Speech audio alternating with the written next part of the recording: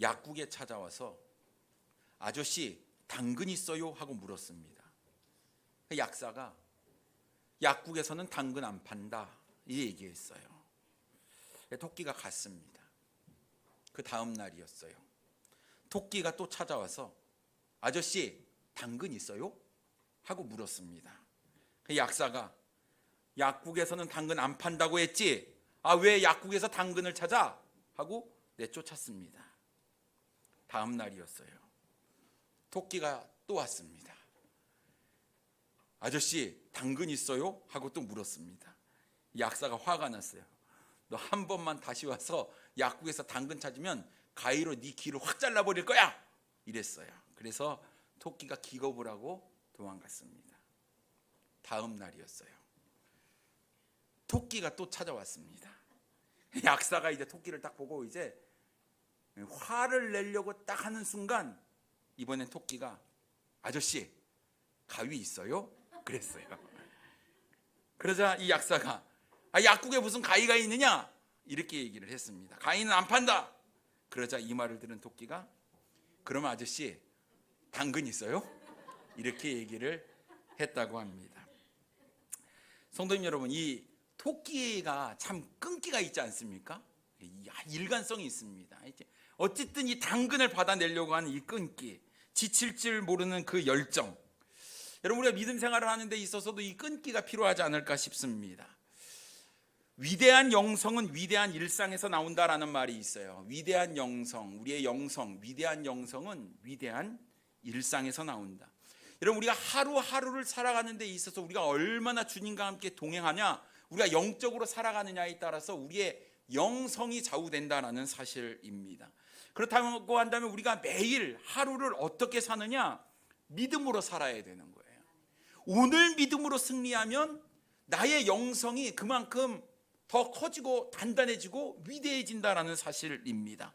오늘 하루를 실패하지 않고 또 믿음으로 살아내야 다음 날도 우리가 믿음으로 살아낼 수 있는 거예요.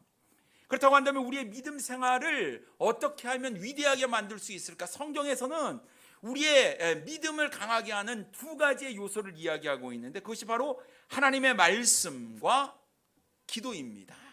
그런데 오늘 이 기도에 대해서 본문은 이야기하고 있어요. 우리의 믿음을 세우는 이 두 가지 중에 하나인 기도에 대해서 우리는 이 본문 말씀을 가지고 응답받는 기도라는 제목으로 함께 은혜를 나누기를 원합니다. 첫째로 하나님께 부르짖어야 응답받습니다.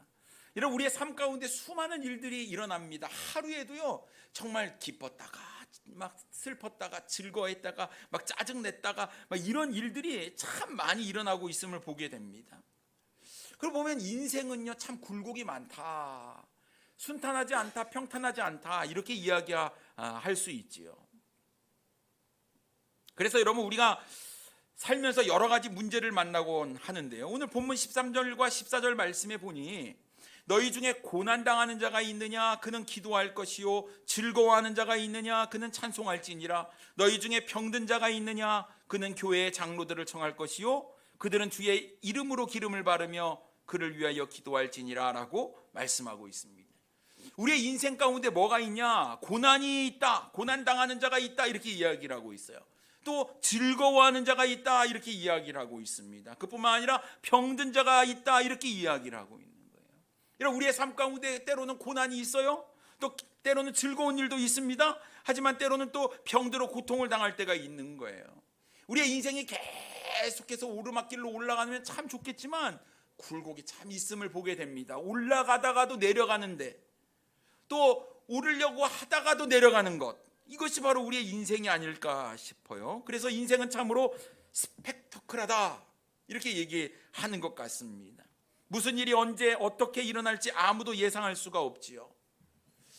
그러고 보면 한 치 앞도 내다보지 못하는 우리의 인생, 여러분 수많은 일들이 우리의 삶 가운데 일어날 텐데 여러분 이러한 그런 시간 가운데에 우리는 무엇을 해야 하는가 하는 것입니다. 오늘 본문 말씀은 기도해야 된다 이렇게 얘기하고 있어요.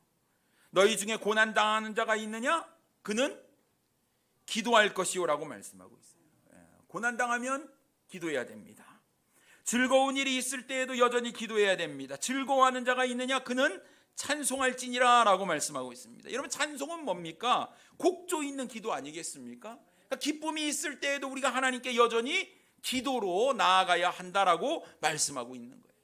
여러분, 우리의 삶 가운데 때때로 병이 있어요. 병 들었을 때 우리는 어떻게 해야 됩니까? 기도해야 한다고 성경은 말씀하고 있어요. 그래서 여러분, 우리 거듭난 그리스도인의 삶은 곧 기도의 삶이다라고 우리가 정의를 내릴 수가 있습니다. 그래서 여러분, 삶 속에서 기도가 빠져서는 안 될 줄 믿습니다. 우리의 인생은 고통과 고난의 삶입니다. 이 세상을 사는 동안 고난은 항상 우리와 동행을 하죠. 성도의 삶은요, 고난이 없는 삶이 아니라 고난 가운데서도 하나님의 은혜로 구원받는 삶이 바로 성도의 삶이다라는 것이에요. 우리가 계속해서 고난 가운데 하나님께 부르짖음으로 말미암아 고난 속에서 구원받는 삶, 그것이 바로 성도의 삶 아니겠습니까? 근데 여러분, 우리의 인생 가운데 고난이 있고 고통이 있는 것이 문제가 아니라 진짜 문제는 고난과 고통 속에서도 우리가 하나님께 부르짖지 않는 것이 문제라는 것이죠. 왜냐하면 이 해결책이 있고 우리가 빠져나갈 방법, 통로가 있는데도 불구하고 그 능력을, 그 기회를 우리가 사용하지 못하는 것이 진짜 문제가 아니냐 하는 것입니다. 최악의 상황 속에서도 내가 기도하고 있다면 그것은 최고의 상태가 되는 것이고, 내가 잘 나가는 최고의 상황이라고 할지라도 우리가 기도하지 않는다면 그것은 최악의 상태임을 우리가 알아야 될 줄 믿습니다. 그만큼 기도가 중요하다는 것이죠. 여러분, 지금 어떻게 기도하고 계십니까? 혹시 너무 바빠서 기도의 자리에서 우리가 멀어진 것은 아닙니까? 또 때로는 요즘 너무나 잘 풀려서 기도하지 않아도 잘 산다, 혹시 이렇게 생각하고 계시는 것은 아닙니까? 아니면 기도할 때에도 우리가 형식적으로 몇 마디 그냥 기도하는 것으로 끝내고 있는 우리의 삶의 모습은 아닙니까? 그렇다고 한다면 그것이 바로 최악의 상태임을 우리가 기억하셔야 될 줄 믿습니다. 요한복음 14장 14절 말씀에 보면 내 이름으로 무엇이든지 내게 구하면 내가 행하리라 말씀하셨어요. 우리가 주님의 이름으로 무엇이든지 구하면 우리 주님께서 행해 주신다고 말씀하고 있는 거예요. 우리의 삶 가운데 중요한 것은 기도다라는 것입니다. 살아계신 내 아버지께서 계시는데 부르짖지 않는 것이 얼마나 어리석냐 하는 거예요. 주님의 이름으로 무엇이든지 구하면 응답해 주시겠다고 주님께서 약속하시고 계시는데, 사랑하는 성도님 여러분, 하나님께 부르짖읍시다. 고난 가운데 계신 분 하나님께 부르짖읍시다.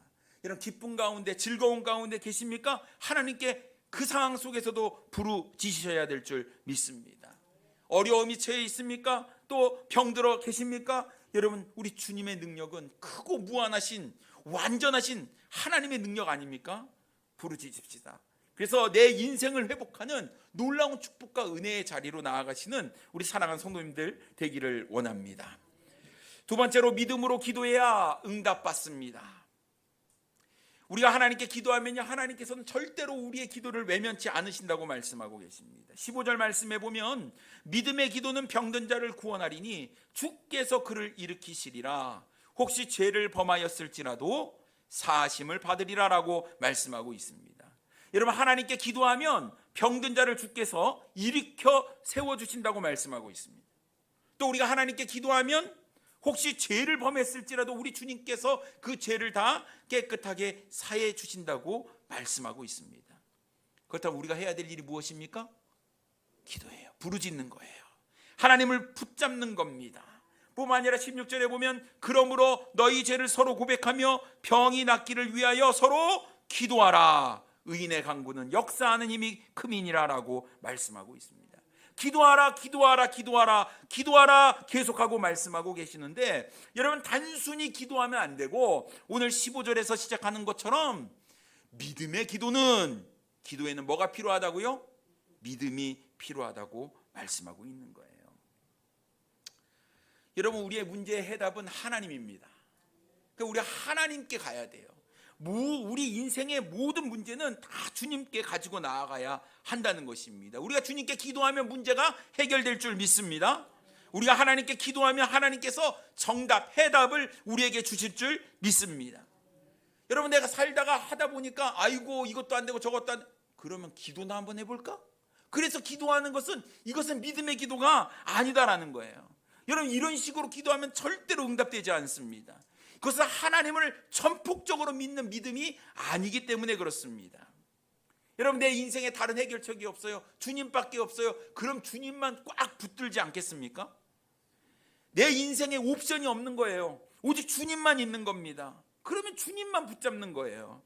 근데 사람들이요, 주님 아니더라도 다른 방법이 있다 믿으니까 주님을 온전히 의지하지 못하고 다른 방향으로 흘러간다는 것입니다. 여러분, 야곱이 있어요. 약복강 나루터에서 하나님과 밤이 맞도록 씨름을 합니다. 하나님께서 응답하지 않으심에도 끝까지 놓지 않는 거예요. 이 정도쯤 되면 하나님께서 응답해 주실 것 같은데 하나님께서 응답하지 않고 버티시는 거죠. 그러니까 어떡합니까? 야곱이 아이고 힘들어, 이제 그만해야겠다 이랬습니까? 아니에요. 하나님이 안 놓으니 자기도 응답될 때까지 안 놓는 겁니다. 왜 이렇게까지 하셨냐라는 거예요. 하나님께서 야곱의 믿음을 보기를 원하신 겁니다. 그 믿음을 테스트한 거예요. 그 야곱도 끝까지 놓치지 않고 끝까지 붙잡잖아요. 하나님께서 어떡합니까? 허벅지 관절을 딱 치셔서 어긋나게 만들었어요.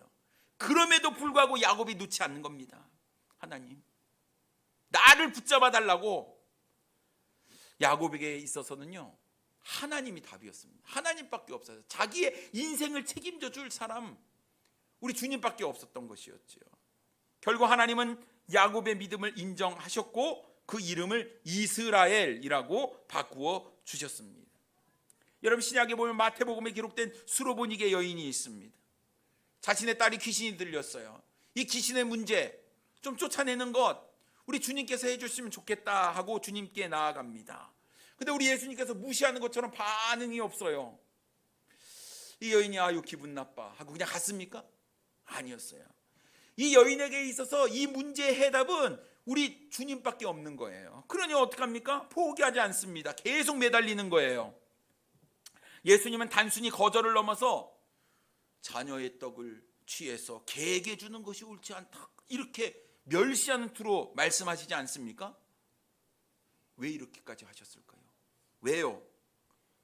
이 여인의 믿음을 보기를 원하시는 거예요. 주님께서 너 이래도, 내가 이래도 너 기도할 거야? 내가 이렇게 해도 너 나에게 간구할 거야? 너 나만 보고 나만 의지하고 나에게 부르짖을 거야? 이렇게 얘기를 하시는 거죠. 수로보니게 여인이 뭐라고 그럽니까? 걔도 주인의 상에서 떨어지는 부스러기를 먹습니다. 그 부스러기의 은혜라도 저에게 주십시오. 이것이 수로보니게 여인의 믿음이었습니다. 그러니까 이 여인에게 해답은요, 주님밖에 없는 거예요. 그러니까 그냥 앞만 보고 가는 겁니다. 주님만 붙잡고 나아가는 거예요. 결국 주님께서 그 여인의 믿음을 인정해 주셨잖아요. 그래서 은혜를 베풀어 주셔서 귀신 들린 딸이 깨끗이 고침을 받게 됩니다. 여러분, 우리가 성경에 보면 수많은 믿음의 사람들이 믿음으로 하나님께 나아가는 모습을 우리가 보게 되는 거예요. 그렇다고 한다면 기도는 뭐가 필요합니까? 믿음이 필요한 거예요. 믿음. 그냥 툭 던져놓고 지나가는 게 아니고 하나님밖에 없습니다라는 그런 간절함, 그런 굳건한 믿음이 우리의 삶 가운데 필요하다라는 것이죠. 야고보서 1장 6절과 7절 말씀에 보면 오직 믿음으로 구하고 조금도 의심하지 말라. 의심하는 자는 마치 바람에 밀려 요동하는 바다 물결 같으니 이런 사람은 무엇이든지 주께 얻기를 생각하지 말라 말씀하고 있습니다. 오직 무엇으로 구하라고 말씀하고 있습니까? 믿음으로 구하라. 구했으면 조금도 의심하지 말라. 이게 믿음입니다. 의심하지 않는 거, 이게 믿음이에요. 우리는 의심이 얼마나 많은지 모릅니다. 누군가 나에게 이야기할 때 꼭 한두 번 물어보죠.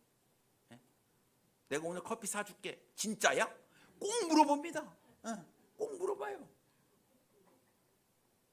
오늘 혹시 무료라고 음료 그랬는데 돈 내고 드신 분 계십니까? 혹시 깜빡해서? 있으십니까? 사람이요 못 믿는 거예요. 잘 못 믿습니다. 요즘 세상 더 못 믿는 것 같아요. 근데요 이게 습관이 돼서 그런지 하나님께 기도할 때도 못 믿은 것 같습니다. 꼭 하나님 꼭 들어주세요. 진짜요? 진짜요? 정말요? 그것이 우리의 모습이 아닌가 싶습니다. 하나님께 부르짖으면서도 의심하고 하나님께 부르짖으면서도 걱정하고 이런 게 우리의 삶 가운데 습관이 돼서 반복적으로 기도가 믿음의 기도로 나아가야 되는데 믿지 못하는 경우가 허다하다라는 것입니다. 여러분 왜 우리가 염려하고 왜 걱정합니까? 제가 이번 주 기도를 하면서 염려가 참 많았어요. 마음이 너무 불편하고 막 그랬습니다. 제 아내랑 이야기하는데 믿음이 없어서 염려하고 걱정한다고. 그렇지 기도하고 맡겨야 되는데 왜 이렇게 못 맡기냐 이런 이야기들을 좀 나누게 되었습니다. 근데 여러분 걱정하고 염려할 바에야 왜 기도합니까? 기도하지 말지. 우리가 이게 못 맡기는 이게 본성이 그런 것 같아요. 사랑하는 성도님 여러분, 응답받기 위해서는 절대적인 믿음이 필요한 거예요. 우리 아버지 하나님이 어떤 분이신지 분명히 안다면 여러분 기도해 놓고 그냥 다 맡겨버리십시오. 염려하지 마시고 절대적인 믿음도 없이 아유 하나님 그냥 알아서 들어주세요 이런 거 말고 그냥 에이 이런 거 말고 수로보니게 여인처럼 야곱처럼 끈질기게 붙잡고 늘어지는 이런 끈기 있는 믿음이 우리의 삶 가운데 필요한 줄 믿습니다. 그러면 우리 하나님께서 우리의 기도에 반드시 응답해 주시라고 믿어요. 주님께서 우리의 믿음을 테스트하고 계신지 모르겠습니다. 내가 네 믿음 인정한다. 내가 기도하는데도 일이 자꾸 꼬일 때 여러분 포기하지 마세요. 믿음으로 나아가셔야 됩니다. 그래 그럼에도 불구하고 네가 나를 믿느냐? 내가 네 믿음 인정한다. 우리 주님께서 그 믿음을 인정해 주실 때 그 다음에 축복이 우리의 삶 가운데 주어진다는 사실을 여러분 기억하시고 믿음으로 나아가시는 우리 사랑하는 성도님들 되기를 원합니다. 세 번째로 우리는 간절히 기도해야 응답받습니다. 여러분 기도는요 특별한 사람의 전유물이 아니다라는 것이죠. 오늘 야고보는 기도의 모본으로 누구를 이야기하고 있습니까? 엘리야 선지자를 이야기하는 거예요. 17절 말씀에 보면요, 엘리야는 우리와 성정이 같은 사람이로되 그가 비가 오지 않기를 간절히 기도한즉 3년 6개월 동안 땅에 비가 오지 아니하고라고 말씀하고 있습니다. 엘리야가 우리와 성정이 같아, 우리가 똑같은 사람이다라고 말씀하고 있는 거예요. 특별한 사람이 아니다라는 거예요. 그렇다고 하면 응답받는 엘리야의 기도의 모습을 보면서 누구나 기도할 수 있고 누구나 기도의 응답을 받을 수 있다라는 것이죠. 그래서 여러분 기도는요 목회자들만의 전유물이 아니다라는 거예요. 하나님의 자녀라고 한다면 누구나 다 기도할 수 있습니다. 여러분 가난한 자도 기도할 수 있어요. 글을 몰라도 기도할 수 있습니다. 나이가 어려도 기도할 수 있어요. 내가 말주변이 없어요도 그런 사람도 기도할 수 있습니다. 내가 예수 믿은 지 얼마 안 됐어요 라고 하는 사람들도 하나님의 자녀라고 한다면 하나님께 나아가 기도할 수가 있다는 사실입니다. 엘리야가 간절히 기도했어요. 왜 간절히 기도했을까요? 엘리야는 우리와 성정이 같은 사람이로되 그가 비가 오지 않기를 간절히 기도한지. 왜 간절히 기도했을까요? 다른 방법이 없는 거예요. 내가 기도밖에 할 방법이 없다라는 것이죠. 열왕기상 18장 22절 말씀에 보면 엘리야가 백성에게 이르되 여호와의 선지자는 나만 홀로 남았으나 바알의 선지자는 450명이로다 라고 말씀하고 있습니다. 하나님의 선지자는 나밖에 안 남았대요. 내가 무너지면 어떻게 됩니까? 끝이에요. 끝. 나만 홀로 남은 거예요. 그럼 내가 지금 의지할 게 누굽니까? 엘리야 선지자가 누구를 의지하겠어요? 아버지를 의지하겠어요? 어머니를 의지하겠어요? 이웃집 철수를 의지하겠어요? 의지할 사람이 없는 거예요. 내가 의지할 분은 하나님밖에 없다라는 거예요. 심지어 내 대적 바알의 선지자는 450명이죠. 아세라 선지자는 400명입니다. 이방신을 따르는 850명의 대적자가 있는데 엘리야는 자기 혼자입니다. 나에게 지금 의지할 분 오직 하나님밖에 없는 거예요. 이것저것 생각할 겨를이 있겠습니까? 죽기 아니면 까무러치기. 오직 하나님만 내가 붙들어야겠다. 하나님께서 응답하여 주시지 않으면 다른 길이 없다. 이건 지금 믿음의 싸움이고 이것은 하나님께서 비를 주셔야 하는 싸움이니 얼마나 엘리야가 간절히 기도했겠습니까? 여러분, 그래서 기도는 간절함이 있어야 되는 거예요. 대충 기도해서는 안 된다라는 겁니다. 그냥 기도하는 둥 마는 둥 해서는 안 됩니다. 다른 일을 하기 전에 안 할 수는 없고, 그래서 아이고 후딱 해치우자 하고 기도하는 것, 이거는 기도가 아니다라는 것이죠. 진실된 기도, 여러분, 기도에는 간절함이 묻어 있어야 되고요, 내 마음과 내 정성을 다 해서 하나님께 부르짖어야 한다라는 것입니다. 열왕기상 18장 42절과 43절 말씀에 보면, 아합이 먹고 마시러 올라가니라 엘리야가 갈멜산 꼭대기로 올라가서 땅에 꿇어 엎드려 그의 얼굴을 무릎 사이에 놓고 그의 사환에게 이르되 올라가 바다 쪽을 바라보라. 그가 올라가 바라보고 말하되 아무것도 없나이다. 이르되 7번까지 다시 가라. 여러분, 엘리야가 최소한 몇 번 기도했습니까? 최소한 7번은 기도했어요. 계속 올라가라고 그러는 겁니다. 엘리야가 6번까지 기도했는데 아무런 변화가 없는 거예요. 비올 기미가 보이지 않습니다. 그러나 엘리야는 포기하지 않았어요. 계속 기도했습니다. 하나님만이 답이기 때문에, 하나님이 응답하시지 않으면 지는 거기 때문에 계속 기도하고 사안을 올려보냈다라는 것입니다. 사원이 그렇게 생각했겠죠. 아무것도 없습니다. 내려왔는데 또 올라가는 겁니다. 아무것도 없습니다.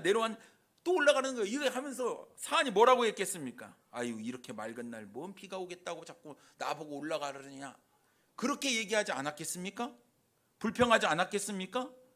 그런데 엘리야는 그래도 보낸 거예요. 왜요? 하나님밖에 답이 없으니까. 하나님이 내 믿음을 보기를 원하시는구나, 내 간절함을 보기를 원하시는구나. 계속 기도했습니다.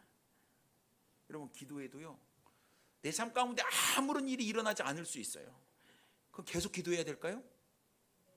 아멘입니다. 네, 계속 기도해야 됩니다. 아무리 기도해도 어떤 응답이 없어요. 계속 기도해야 될까요? 네, 아멘이죠. 네, 계속 기도해야 됩니다. 그냥 끈질기게 기도해 버려야 되는 겁니다. 엘리야가 그런 거예요. 근데 여러분, 엘리야가 하나님께 기도할 때 어떻게 기도했습니까? 땅에 꿇어 엎드려 얼굴을 두 무릎 사이에 넣고 기도했다고 성경은 얘기하고 있어요. 그래서 여기서 나온 기도가 뭐냐면 무릎 기도. 무릎으로 하나님께 기도해야 된다. 간절히 기도해야 된다는 거예요. 여러분, 오늘 집에 가셔서 두 무릎 사이에 얼굴이 들어가나 안 들어가나 한번 해보십시오. 저는 안 들어가더라고요. 이게 무릎 기도를 안 해서 그런가 봅니다.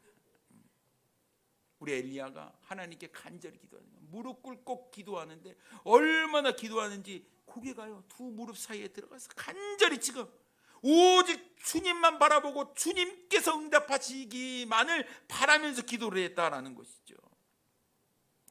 어떤 결과가 주어졌습니까? 그렇게 간절히 기도했더니 하나님께서 응답해 주셨어요. 18절 말씀에 보면 다시 기도하니 하늘이 비를 주고 땅이 열매 맺었느니라. 성경에 나온 위대한 하나님의 사람들을 보니까 무릎으로 기도했더라고요. 무릎으로. 여러분, 우리 주님도 무릎으로 기도하셨어요. 십자가의 엄청난 사건, 온 인류의 죄를 짊어지고 십자가에 달려야 하는 그 예수님, 그 십자가의 문제 앞에서 우리 주님께서 무릎으로 간절히 기도하셨다고 성경은 누가복음 22장 41절에 기록하고 있습니다. 그들을 떠나 돌 던질 만큼 가서 무릎을 꿇고 기도하여. 여러분, 예수님의 수제자 베드로도요 무릎을 꿇고 기도했습니다. 사도행전 9장 40절 말씀에 보면 베드로가 사람을 다 내보내고 무릎을 꿇고 기도하고 돌이켜 시체를 향하여 이르되 다비다야 일어나라 하니 그가 눈을 떠 베드로를 보고 일어나 앉은지라. 사람을 죽이고 살리는 문제 앞에 베드로는 간절히 기도할 때 무릎을 꿇고 기도했다고 성경은 이야기하고 있습니다. 위대한 하나님의 사람 다니엘도 무릎을 꿇고 기도했습니다. 다니엘서 6장 10절 말씀에 보면 다니엘이 이 조소의 왕의 도장이 찍힌 것을 알고도 자기 집에 돌아가서는 윗방에 올라가 예루살렘으로 향한 창문을 열고 전에 하던 대로 하루 3번씩 무릎을 꿇고 기도하며 그의 하나님께 감사하였더라라고 말씀하고 있습니다. 간절함이 있는 거예요. 간절함이 있는 거예요. 하나님께서만이 정답인데 하나님께서 내 기도를 응답해 주셔야 됩니다. 간절하게 부르짖었을 때 하나님께서 응답해 주셨다라는 사실입니다. 사랑하는 손님 여러분, 하나님께 간절히 기도하십니까? 만약 우리의 삶 가운데 우리의 기도가 간절하지 않다는 것은 어쩌면 내가 하나님 말고 다른 길이 있다, 다른 방법이 있다, 다른 기댈 구석이 남아있다라는 것 아니겠습니까? 어쩌면 아직도 자신의 힘으로 뭔가 할 수 있다고 자만해 있는 우리의 모습은 아닙니까? 아직도 자신의 판단과 생각으로 뭔가 이루어낼 수 있다라고 우리는 교만해 있는 것은 아닙니까? 그래도 내가 명색이 그리스도인인데 내가 신앙생활 몇십 년 했는데 그래도 기도는 해야 하니까 툭툭 한두 마디 던지는 것으로 내가 기도했다, 여러분 그렇게 생각하고 계시는 것은 아닙니까? 기도는 어떤 일을 해 나가는 데 있어서 절차의 일부분이라고 생각해서는 안 됩니다. 우리는 끈기를 가지고 믿음으로 간절히 기도해야 하는 줄 믿습니다. 우리에게 오직 하나님만이 답이에요. 간절함이 있는 사람의 기도는 다릅니다. 여러분 주변 사람을 의식하지 않아요. 지금 하나님 앞에 내가 간절히 기도하는데 언제 어느 곳에든지 무릎으로 주님께 나아가는 거예요. 오직 하나님만 바라보고 나아가는 겁니다. 오직 해결책이, 오직 정답이 하나님께 있다는 사실을 알기 때문에 하나님만 끝까지 붙잡고 나아가는 거예요. 우리의 기도는 어떻습니까? 여러분의 기도의 모습은 어떻습니까? 하루를 시작할 때 삶의 모든 분야에서 정말 하나님께 부르짖고 있습니까? 그리고 그 부르짖음에 합당한 삶을 내가 살아나가고 있습니까? 내 삶은 엉망이고 내 삶은 믿음조차 찾아보지 못하는 정말 세상적인 사람처럼 살아가면서 내가 기도했으니까 하나님이 알아서 해주겠지. 여러분 이것은 진짜 진정한 기도가 아니다라는 것이죠. 기도했으면 합당하게 사는 거예요. 구하라, 찾으라, 두드리라. 우리가 해야 될 일이 있습니다. 구하기만 해서는 안 돼요. 찾아내는 것도 우리가 해야 될 일이고 두드리는 것도 우리가 해야 되는 일 아니겠습니까?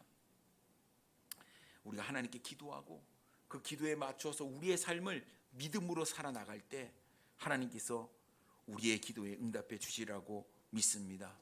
사랑하는 성도 여러분, 여러분의 기도 응답받고 싶으십니까?